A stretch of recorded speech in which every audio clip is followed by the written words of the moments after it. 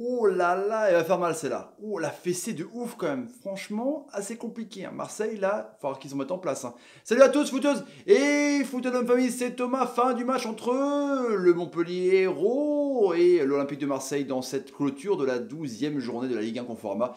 Mobalpa, Igena, Paul, Troyen Sofa, tout ce qui a des Rimora et des meubles en kit. 3 buts à 0, un doublé de Gaëtan Laborde. Ah ouais, carrément. Et un but de Paul Lannes qui a été énorme ce soir, ce qui fait que les Montpelliérains ont repris la deuxième place au goal average particulier aux Lillois, plus 13 et plus 11 pour les Lillois. Du coup, ils sont deuxième dauphin du PSG. Il y a un Lille-Montpellier qui arrive incessamment sous peu, c'est incroyable. Et les Marseillais qui restent coachés à la 6e place avec 19 points, avec un plus 1 seulement de goal average. Ça commence à être compliqué pour les Marseillais qui ont fait un match mais cataclysmique de dingue. En même temps, on a vu une première mi-temps catastrophique. C'était vraiment toujours pareil, hein, le plan de jeu d'Erzak avec les trois derrière, avec Kozza qui remplaçait Pedro Mendes qui s'est fait donc rattraper par la patrouille et ce carton rouge et ce mauvais geste qu'il a fait en coupe contre Nantes en Coupe de la Ligue. On a suivi ça en live sur la chaîne Thomas Parle Foot. Du coup, c'était intéressant avec Paul Lannes dans un rôle un peu habituel, inhabituel en rôle de latéral avec Demaltalek en milieu de terrain. C'était vraiment costaud et Marseillais à 4-3-3 avec donc le trio, le trident. Évidemment classique avec Strootman en point de sentinelle avec Gustavo et Sanson. Et du coup, c'était un combat de milieu de terrain de ouf. Des coups, des fautes, du MMA, des mauvais contrôles. Il n'y avait rien eu en première mi-temps, hormis peut-être une belle action avec Paul Lannes sur le côté gauche qui fait un long centre pour Mollet qui la reprend de volée plat du pied, bel arrêt de Mandanda, de handballeur, de hockeyeur même plat du pied. Après il y a un contre vraiment chirurgical avec un centre magnifique pour Mavi qui lance Sanson sur le côté droit, il fait un centre de dingue, caviar pour Payet qui arrive tout seul. Et il cut complètement sa reprise, ça tope le sol et ça passe au-dessus. C'est la meilleure occasion marseillaise du match. On a vu un match arté de dingue.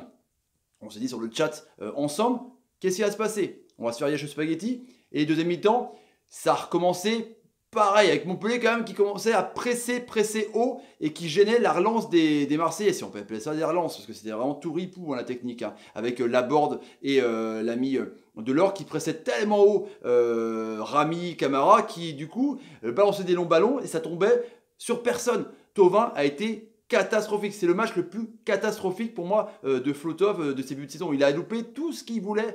C'était assez incroyable, franchement. Et le match a tourné vraiment en la faveur des Montpelliérains sur une petite fait de jeu avec un sifflet incessant quand on est dans les travées de la Mosson. Du coup, il y a une action avec Germain, une 2 et Thauvin. Il n'y a pas hors-jeu, il peut aller au but, il entend un coup de sifflet, il arrête. Et derrière, d'un coup, ça a un peu coupé. C'était pas ça hein, que Marseille, vraiment, c'est pas à cause de ça, mais juste dit le fait de jeu, les actions. Du coup, après, sur une belle action avec un beau mouvement entre Aguilar et Mollet sur le côté droit, toujours pas de position, ils peuvent faire ce qu'ils veulent. Un long centre pour Laborde qui est seul tout entre Rami et l'ami Boubacar Camara, qui a fait un super match jusque-là. Mais c'est comme si le mec. Tu poses vraiment un truc au milieu de deux grands trucs. Le mec il était tout seul, il peut passer sa tête 1-0. Voilà. En 19 minutes, Marseille a complètement craqué. Ils n'ont rien foutu, sans déconner. Après, la board met son doublé. Alors là, sur Camara et Amavi, 3 fois. D'abord, Camavi. Ouais, je fais un duo. Non, mais Camara se plante. Ça revient sur un Montpellier. Après, Amavi se plante. Ça revient sur la board une fois. Ça revient sur la board qui se dit au bout d'un moment, bon c'est bon les gars, vous me passez le ballon, donc je vais l'enrouler. Et hop, enrouler 2-0. Au fond du trou quoi. Et ça continue. C'est pas fini.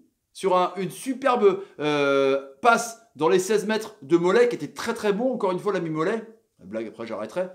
Paul Lannes, il a tout le temps de contrôler et vraiment placer un peu comme, vous savez, un passing shot au tennis, quand le mec il monte au filet, hop, il a tout le temps de brosser du pied gauche pour son premier Mandanda 3-0. Et là c'est catastrophique 3-0 quand même. Et c'est comme ça parce que Montpellier, l'an dernier, le système A3 défensif, on disait Montpellier, c'est pas sexy, les transports d'Azarkarian, l'autobus. Mais là, il a allié l'autobus avec l'attaque quand même. Laborde il marque des buts, Delors il marque 5 buts, Delors pareil. Laborde pareil, ça c'est incroyable, ils sont à 10-11 buts les deux, ça c'est incroyable franchement. C'est la première défense avec le PSG, 7 buts encaissés, et la 4e attaque de Ligue 1. Ils sont 2e en même temps, ça c'est incroyable. Du coup après il aurait pu avoir 4-0.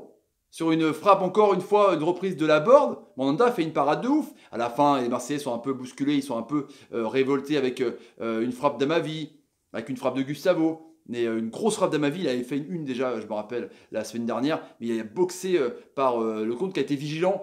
Les arrêts qu'il devait faire, le compte a été vigilant. Après, voilà, Montpellier, c'est scolaire. Montpellier respecte à la lettre les consignes de Zakarian. C'est-à-dire que dès qu'il y a une transition entre deux joueurs, marseillais ou adverses, il y a direct un mec qui va dans l'intervalle de la transition de passe pour aller à l'interception. Il y a eu énormément d'interceptions. C'est pas un grand match de possession. Il y a 424 passes pour Montpellier, 404 pour Marseille. C'est très très très faible. Il y a 11 tirs pour Marseille, 2 cadrés. 2 tirs cadrés. C'est juste incroyable quand même. Marseille qui est sur des bases ripou, qui va jouer son destin Europa League contre la Lazio jeudi soir. Là-bas. Qui sort d'une défaite contre Paris, qui enchaîne les défaites, qui est dans un cycle bizarre. Mais le truc, c'est que Montpellier, il n'y a rien à dire sur ce match. Si on fait les tops et les flops, c'est simple parce que les tops et les flops par rapport au système tactique de Marseille. Alors déjà, Payet sur un côté gauche, quand il avait 25 ans, c'était bien. À 30 balais, c'est pas possible. Dans un 4-3-3, il faut que tes ailiers, donc en l'occurrence Thauvin et Payet, défendent et aident les joueurs de couloir, en l'occurrence Amavi et Bounassar, quand ils montent pour pouvoir centrer, il faut qu'ils compensent en défendant. Ils ne défendent pas. Thauvin a défendu contre Paul Lannes, il a eu un carton jaune. Il y a eu un duel Paul Lannes-Thauvin qui était exceptionnel. Du coup, ce système ne va pas avec les joueurs que tu as. C'est pas possible. Joue, remets donc les 2-3-1 avec Payet en régulateur de jeu, parce qu'il est perdu là sur la gauche. Il était bien quand il jouait à Lille ou à Saint-Étienne. Mais là, c'est fini quoi. Et puis Germain, voilà. En même temps, il était esselé, il n'avait pas de ballon. Donc, on met Gustavo Strootman, remet Payet, met des ailiers, met Ocampos et Thauvin, et puis met une pointe. Après, achète une pointe d'ailleurs à Noël. Voilà. Pour Marseille ne peut pas jouer comme ça en 4-3-3, c'est pas possible. Et tu veux te rassurer défensivement, tu prends 3 pions. C'est pas possible. C'est un truc qui va pas, Rudy Garcia, tu régresses. Tactiquement, c'est pas bon. Et les flops, pour moi, c'est toute la défense de Marseille. Milieu de terrain, Gustavo est sorti du lot. Mon top marseillais, c'est Gustavo. Et puis après, le bidon du match, c'est Thauvin. Thauvin était bidon, pas concerné. Il voulait pas jouer. Vous voyez à la caméra, il faisait la gueule. C'était ouf. Pour Montpellier, les tops, Paul Lannes a été énorme. Il a bouché les trous de tout le monde. Il était partout. Et quand un joueur l'a remplacé, Oyanga, il est repassé justement au milieu de terrain, il a été aussi énorme. Il a marqué un but. Il est à l'origine aussi de l'action pour la reprise de Mollet en première mi-temps. Il a été énorme, Paul Lannes. Tout le monde a été énorme, même défense, même petit Kozza. Franchement, c'est impressionnant. Même Laborde, enfin, le top, tout Montpellier. Les flops, presque tout l'OM. C'est assez incroyable, franchement. Voilà pour le débrief du soir, les amis. Dans les commentaires, n'hésitez pas à mettre vos prestations. Pas les vôtres, parce que je suis sûr que même les vôtres auraient été meilleures que celles de l'OM. Mettez vos commentaires sur les prestations respectives de Montpellier et Marseille. Lâchez-vous les amis, on va converser ensemble.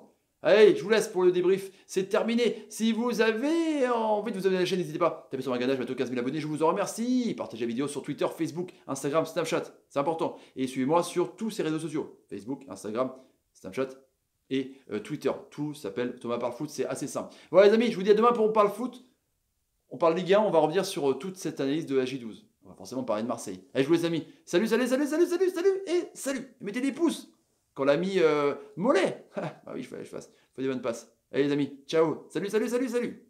Catastrophe même. Une catastrophe.